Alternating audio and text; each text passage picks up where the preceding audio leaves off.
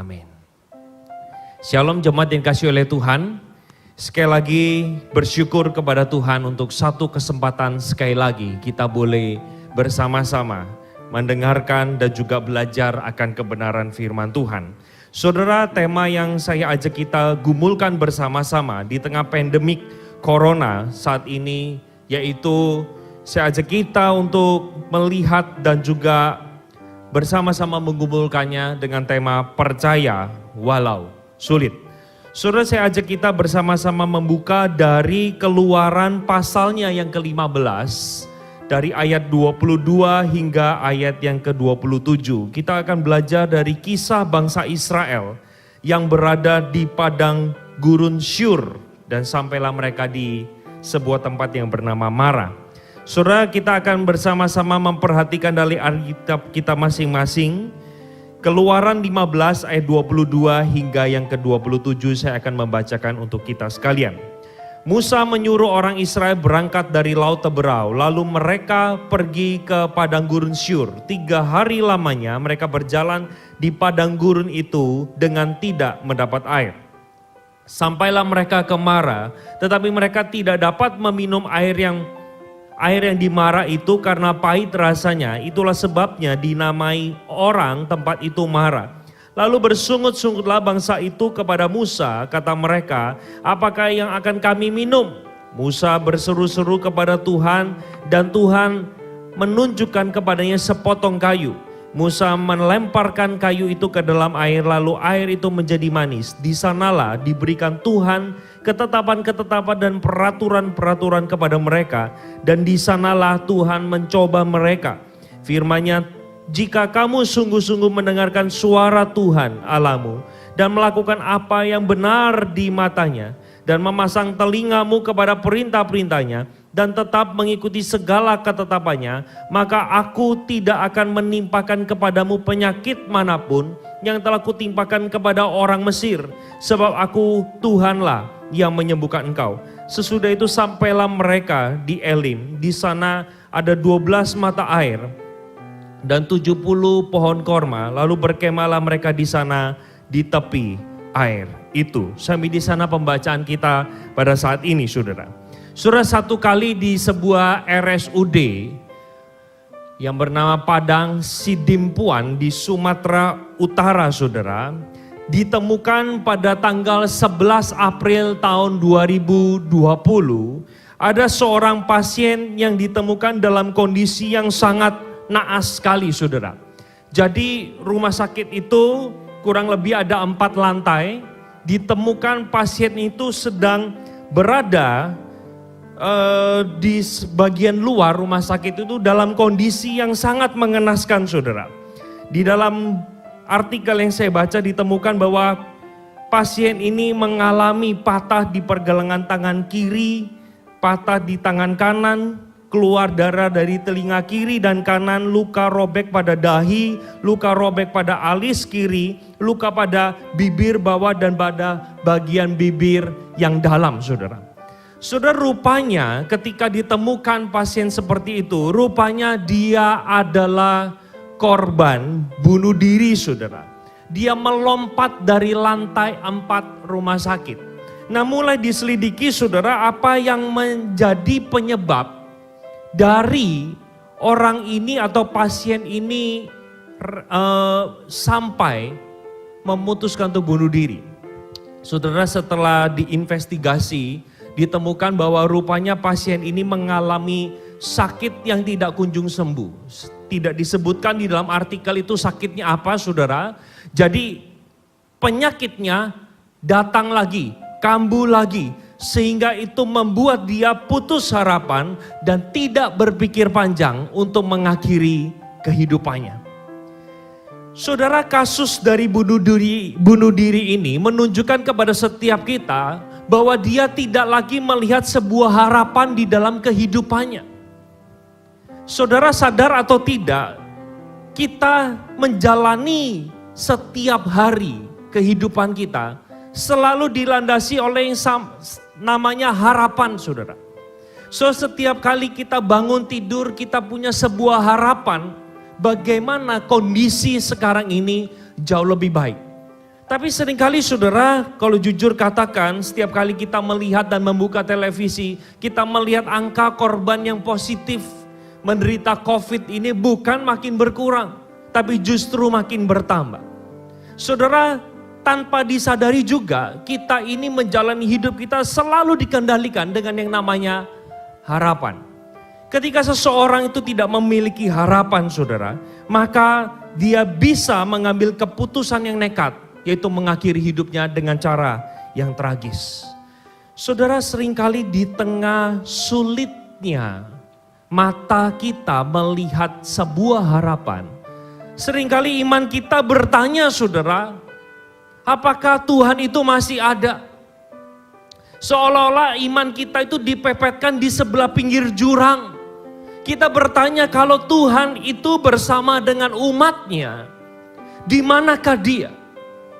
Saudara, jujur pertanyaan ini yang muncul bukan ketika kita mengalami penderitaan, pergumulan demi pergumulan, masalah demi masalah, yang bukan sebentar, dalam jangka waktu yang panjang, dan dalam skala yang berat yang membuat kita bertanya-tanya, Tuhan, kenapa ini bisa menimpaku?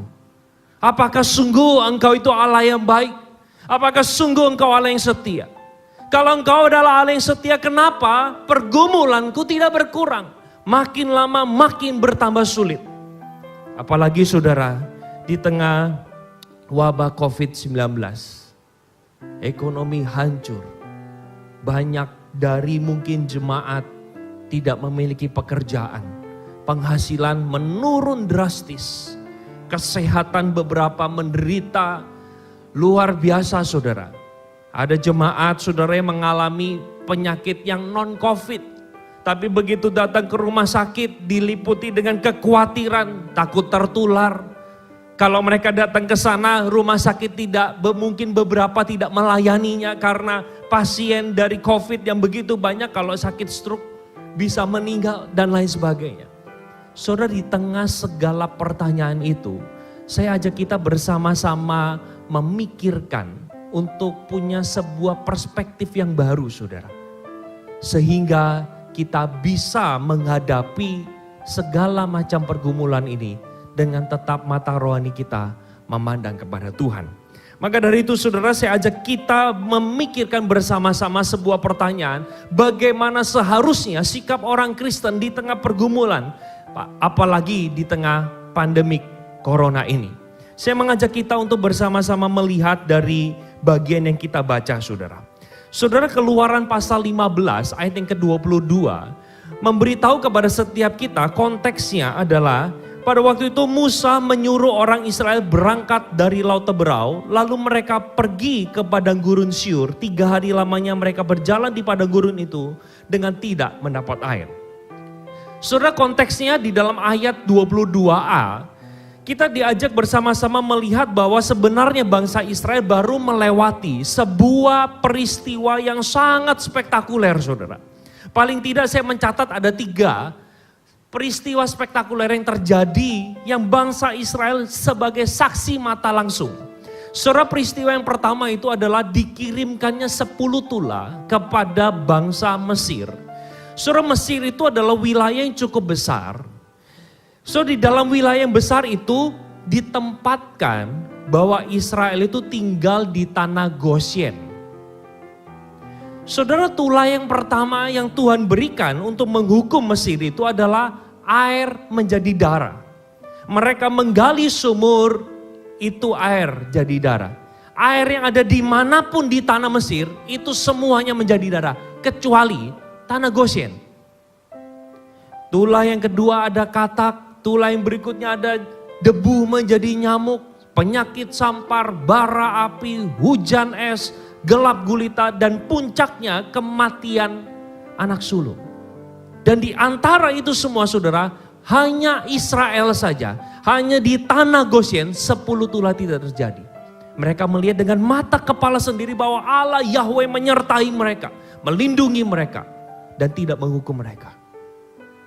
Saudara, sesudah itu dibebaskanlah Israel karena Firaun sudah bohwat melihat bangsa ini kok kayaknya mengancam kehidupannya, kayaknya dibebaskan, saudara. Mereka baru berjalan sedikit saja, sampailah di depan mereka Laut Teberau, di belakang mereka ada pasukan Mesir. So inilah peristiwa kedua bagaimana bangsa Israel melihat dengan mata mereka sendiri, Allah sungguh menyertai mereka. Saudara, sementara bangsa Israel sedang kebingungan depan mereka Laut Teberau, mereka berseru, mereka bersungut-sungut, kenapa engkau membawa kami ke sini? Pasukan Mesir terus mengejar. Di sanalah Tuhan bekerja melalui Musa, saudara. Diangkatnya tongkat itu, lalu dikirimkannya angin sampai membelah Laut Teberau itu. Sehingga mereka bisa berjalan, kanan kirinya tembok terbuat dari air. Sementara itu saudara, sementara mereka sedang menyeberangi, pasukan Mesir dibuat kebingungan dengan dikirim angin atau badai. Sehingga mereka tidak bisa membedakan utara, selatan, timur, dan barat. Bangsa Israel bisa dengan tenangnya menyeberangi Laut Teberau. Sebagian mereka sudah naik, baru Tuhan bukakan mata dari pasukan Mesir itu dan mereka mengejar. Sementara mereka sedang menyusur tanah yang kering dari belahan Laut Teberau, mereka sudah sampai semua di seberang sana, saudara. Dan akhirnya Tuhan menutup laut itu. Dan matilah semua pasukan Mesir.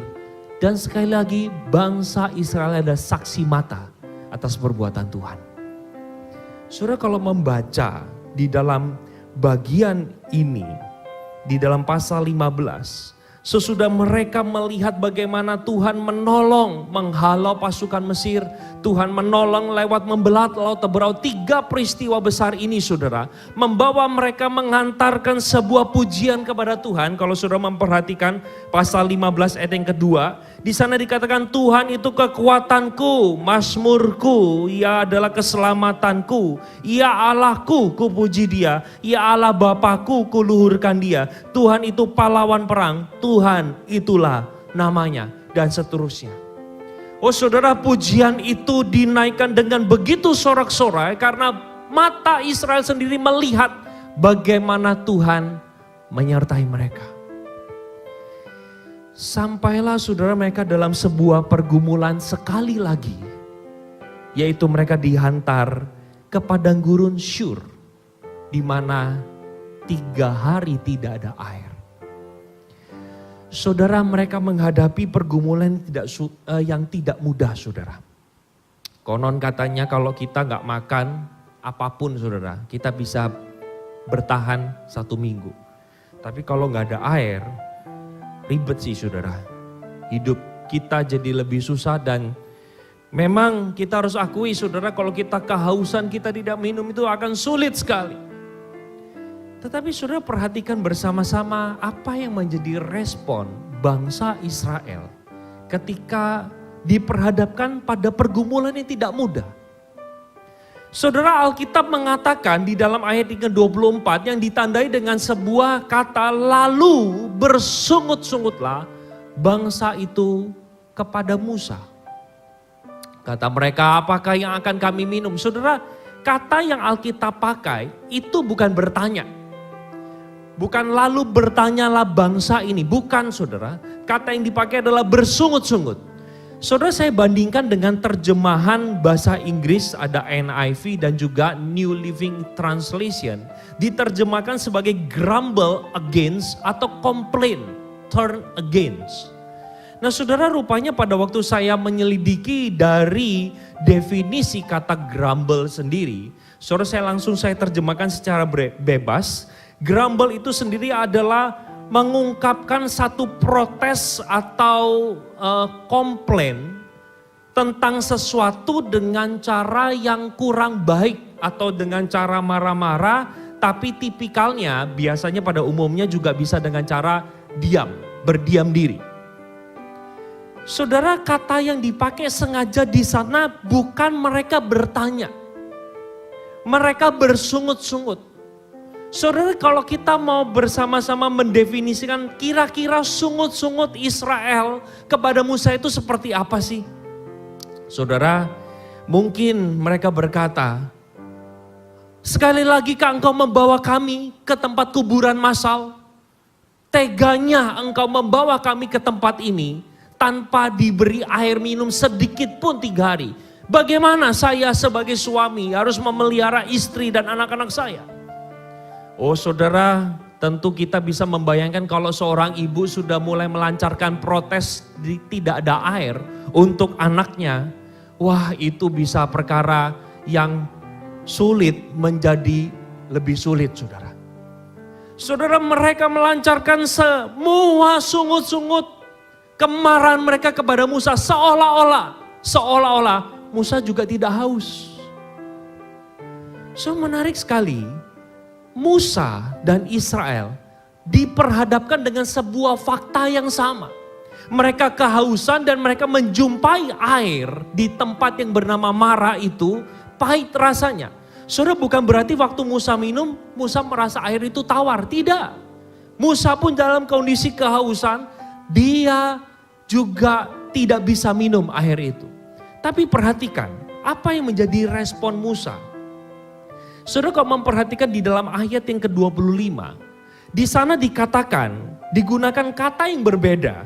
Kalau di dalam ayat 24, respon Israel adalah bersungut-sungut, sementara respon Musa, dia berseru kepada Tuhan.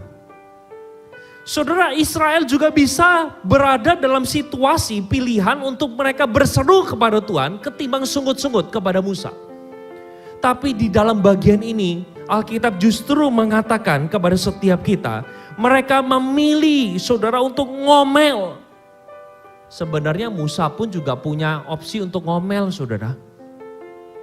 Kalau kita flashback beberapa pasal di awal kitab Keluaran. Kalau saudara sekali lagi melihat bagaimana panggilan Tuhan kepada Musa, Musa tidak langsung menjawab, ya Tuhan ini aku dan pakailah aku. Tidak, saudara. Saya menghitung paling tidak lebih dari 3 kali Musa menolak, bahkan sampai 5 kali dia menolak tawaran Tuhan. Panggilan Tuhan untuk menjadi alatnya membebaskan Israel. Saudara, yang dikatakan aku harus bawa nama siapa? Aku ini tidak pandai bicara. Sudah utuslah kakakku saja, tidak usah aku, dan seterusnya. Saudara, pada waktu Musa ada di padang gurun Syur dan sampailah di tempat Mara itu, Musa pun juga bisa mengucapkan, menyampaikan sungut-sungut dan kemarahannya kepada Tuhan. Tuhan tahu kalau begini lebih baik saya tidak usah menjadi pelayan Tuhan. Tuhan, kenapa sih engkau membawa aku sebagai pemimpin dalam kesulitan seperti ini?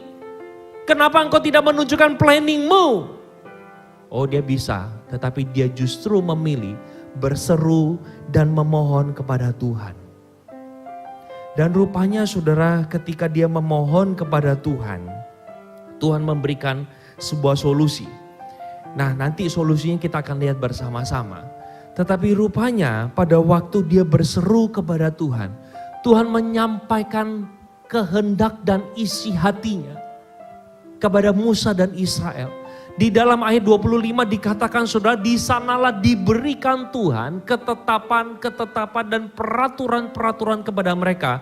Dan di sanalah Tuhan mencoba mereka. Saudara, kata mencoba menurut saya agak kurang tepat, saudara. Sebab nanti kalau saudara membaca bagian ini, saudara bandingkan dengan Yakobus pasal 1. Katanya Yakobus pasal 1 Tuhan tidak mencobai, kok di sini Tuhan mencobai. Saudara, maka kata yang lebih tepat dipakai adalah Tuhan menguji. Maka saya cantumkan saudara beberapa terjemahan dari NIV dan juga New Living Translation. Dikatakan Tuhan menguji kesetiaan iman mereka. Saudara, 3 hari yang lalu saudara, setelah mereka menyeberangi laut Teberau, mereka berseru, Tuhan kekuatanku, Tuhan panjiku, Tuhan keselamatanku. Tuhan ingin saudara di dalam hatinya mengatakan, coba sih aku uji kamu.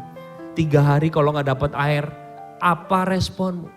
Rupanya saudara, pujian yang mereka sampaikan 3 hari yang lalu adalah pujian yang semata-mata hanya diucapkan oleh mulut mereka. Dan mereka lupa akan peristiwa besar yang Tuhan sudah lakukan, yaitu membebaskan mereka dari perbudakan Mesir.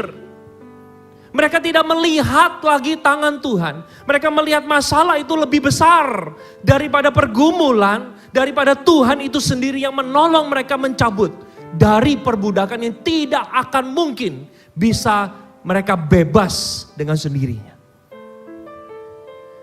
Saudara, mereka memilih ngomel kepada Musa, sementara saudara, tiang awan dan tiang api menyertai mereka. Duh Pak, pasal 15 gak ditulis nih tiang awan, tiang api. Bapak ngomong dari mana? Saudara, kalau saudara membaca di dalam pasal 13, maka saudara menemukan sebuah fakta. Setelah mereka bebas dari Mesir, dikatakan Tuhan berjalan di depan mereka pada siang ini dalam tiang awan untuk menuntun mereka di jalan, dan pada waktu malam dalam tiang api untuk menerangi mereka sehingga mereka dapat berjalan siang dan malam. Saudara, tiang awan dan tiang api adalah simbol kehadiran Tuhan, simbol bagaimana Tuhan menyertai Israel. Saudara, Tuhan di dalam bagian ini bukanlah Tuhan yang tidak mengerti bahwa manusia itu sedang dahaga, sedang mengalami penderitaan dan kesulitan, mereka tidak minum. Saudara, bukan Tuhan yang tidak mengerti, tetapi Tuhan sedang menguji iman mereka. Saudara, mereka ngomel dan mereka lupa di tengah-tengah mereka Allah hadir. Saudara, kalau melihat bersama-sama, saya berikan sedikit peta. Saudara, ini adalah peta perjalanan mereka di atas. Kalau saudara melihat itu yang ada hitam-hitam itu adalah lautan. Di sini laut, saudara. Dari sinilah mereka berjalan sampai ke tempat yang bernama Mara, kurang lebih 67 km. Saya tidak tahu, nanti saudara lihat LCD-nya apakah kelihatan karena tulisannya memang agak kecil ini. Saudara, dari titik atas sampai ke titik merah yang bawah itu 67 km. Dan itu membutuhkan waktu 3 hari. Dan tadi kita sudah baca saudara, setelah mereka bersungut-sungut di Mara, mereka berjalan lagi, sampailah mereka di tempat yang bernama Elim. Nah, di Elim ini ada 12 mata air dan juga 70 pohon korma. Saudara, rupanya jarak dari Mara menuju ke Elim itu kurang lebih hanya 1/4 saja perjalanan dari utara ke selatan ini. Hanya butuh 15 kilometer, mereka harus berjalan sedikit lagi. Saudara, kira-kira kalau saudara menjadi bangsa Israel, sebelum sampai di Elim, 15 kilometer sebelumnya, bersungut-sungut, marah, tidak percaya pada Tuhan, sampailah di tempat yang bernama Elim. Kira-kira apa yang saudara rasakan? Saudara, waktu saya mempersiapkan bagian ini, saya mulai menempatkan diri sebagai bangsa Israel. Dan saya mulai merasa betul-betul menyesal. Ternyata Mara sama Elim dekat. Tahu gitu tadi kita gak ngomel. Saudara, mungkin beberapa orang Israel sudah lupa daratan. Tidak lagi mengingat bahwa Allah yang menyertai mereka sampai ke Elim. Saudara, kalau membaca dengan teliti di dalam kitab, entah dari Keluaran atau Ulangan, saya agak lupa saudara. Yang menuntun mereka adalah tiang awan dan tiang api. Saudara, mereka lihat ke utara, selatan, timur, dan barat, semuanya gurun, mereka tidak bisa lihat apa-apa. Tapi tiang awan itu yang terus mengantar mereka sampai ke tempat yang bernama Elim itu. Saudara, pada waktu Musa datang kepada Tuhan, Tuhan memberikan 2 solusi yang kita sudah tahu saudara. Solusi yang pertama, diberikanlah sepotong kayu, dilempar jadi air itu dari pahit jadi manis. Mungkin itu asalnya kayu manis saudara, saya nggak tahu. Dan solusi yang kedua, Tuhan lepaskan dahaga mereka. Padahal sebenarnya saudara, kalau bicara problemnya adalah cuma kehausan, maka sebenarnya di Mara air pahit jadi manis, itu sudah selesai. Waktu saya membaca bagian ini, kenapa ada solusi yang kedua? Kenapa ada Elim? Saudara, itu sekali lagi padang gurun. Kalau Tuhan membawa mereka terus ke selatan, mereka tidak akan ketemu dengan tempat yang bernama Elim. Tuhan membawa mereka ke arah kiri, saudara. Sekali lagi tidak ada kompas. Tidak ada yang pegang peta. Dibawa mereka ke Elim. Menunjukkan Tuhan seperti dalam tanda petik menyindir mereka. Kamu baru saja mengatakan aku adalah kekuatanmu, gunung batu keselamatanmu. Aku uji imanmu. Dan saat ini aku tunjukkan bahwa sebenarnya Mara dengan Elim itu dekat. Saudara, sampailah kita ke dalam bagian apa sih yang bisa kita pelajari dari bagian ini. Saudara, jujur katakan mungkin di tengah situasi ekonomi pandemi corona, kita lebih mudah untuk bersungut-sungut. Kita lebih mudah untuk melihat masalah virus ini lebih besar daripada Tuhan yang menyertai kita. Saudara, ketika kita tidak lagi melihat Tuhan itu lebih besar dari pergumulanku, kita akan lebih cenderung, saudara, untuk bersungut-sungut menuduh Tuhan yang tidak-tidak. Kita seperti bangsa Israel, bukan? Yang baru saja beberapa waktu yang lalu, 1 bulan lalu, bahkan mungkin kalau saya boleh bilang 3 bulan yang lalu kita merayakan peristiwa Natal. Kita mengatakan bahwa Engkau adalah Juru Selamat Immanuel yang bersama-sama dengan kami. Kita menyanyikan Joy to the world, the Lord is come. Saudara, kita menyanyikan sukacita yang besar. Tetapi ketika kita mengalami pergumulan ekonomi yang sulit, langsung tangan kita menunjuk seolah-olah Tuhanlah pelaku dari segala macam kerusakan dunia ini. Saudara, pada saat ini saya mengajak kita, apa yang kita bisa pelajari. Saudara, seperti pesan Tuhan kepada bangsa Israel di ayat 26. Biarlah ini menjadi pesan kita. Tuhan berpesan kepada bangsa Israel. Jika kamu sungguh-sungguh mendengarkan suara Tuhan Allahmu, melakukan apa yang benar di matanya, memasang telingamu kepada perintah-perintahnya, dan tetap mengikuti segala ketetapannya, maka aku tidak akan menimpakan kepadamu penyakit manapun yang telah kutimpakan kepada Mesir, sebab akulah Tuhan Allah yang menyembuhkan engkau. Saudara, maka hal yang pertama yang seharusnya kita lakukan adalah kita bersama-sama belajar untuk mendengarkan suara Tuhan lewat pembacaan Alkitab. Kita belajar untuk mengerti kehendak Tuhan. Kita belajar untuk memahami sifat Tuhan. Saudara, kalau membaca firman Tuhan ini mengingatkan kita akan janji-janjinya. Sehingga iman kita tidak diombang-ambingkan oleh kondisi ekonomi, apalagi kondisi kesehatan. Dan hal yang kedua, saudara, setelah kita tahu kehendak Tuhan, marilah kita bersama-sama belajar untuk taat serta percaya kepada Dia. Di bagian terakhir di dalam khotbah saya ajak kita untuk melihat sebuah ayat yang sering kali dibacakan di tengah situasi yang sedang sulit, saudara. Yaitu di dalam 1 Korintus 10 ayat 13. Di sana dikatakan, saudara, pencobaan-pencobaan yang kamu alami adalah pencobaan-pencobaan biasa yang tidak melebihi kekuatan manusia. Saudara, hari ini kita mengalami segala macam kesulitan, pencobaan dan ujian dari Tuhan. Itu merupakan adalah pencobaan biasa. Wah, Pak, ini kayaknya Paulus tulisnya kurang empati, Pak. Dia tidak mengerti pergumulan saya hari ini. Saudara, tunggu dulu.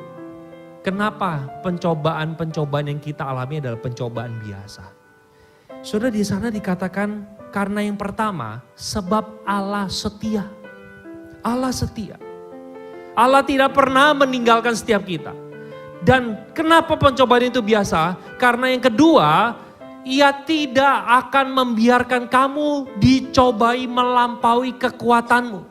Saudara, Tuhanlah pencipta kita, Dia tahu kapasitas kita. Di dalam segala macam pergumulan yang kita hadapi, percayalah bahwa itu tidak akan melebihi kekuatanmu. Ada orang yang diizinkan mengalami bertubi-tubi, saudara. Dan saya percaya Tuhan sudah memberikan terlebih dahulu kekuatan dan Tuhan tahu kapasitas orang itu.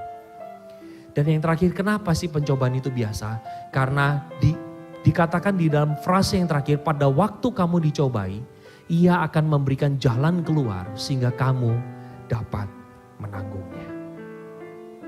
Bapak, Ibu, Saudara sekalian, terkadang di dalam situasi yang kita tidak bisa melihat jalan Tuhan, kita tidak bisa melihat rencana Tuhan, saya ajak iman kita arahkan kepada karya salib Kristus.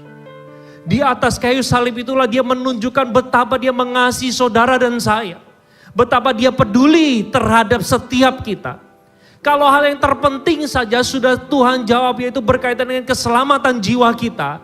Saudara, saya yakin dan percaya Allah yang kita sembah dan Allah yang kita percaya bukanlah Allah yang menutup mata terhadap pergumulan yang hari ini, yang 3 bulan ini dunia sedang hadapi. Saudara, kita arahkan mata rohani kita kepada kisah salib yang kita minggu lalu baru saja rayakan.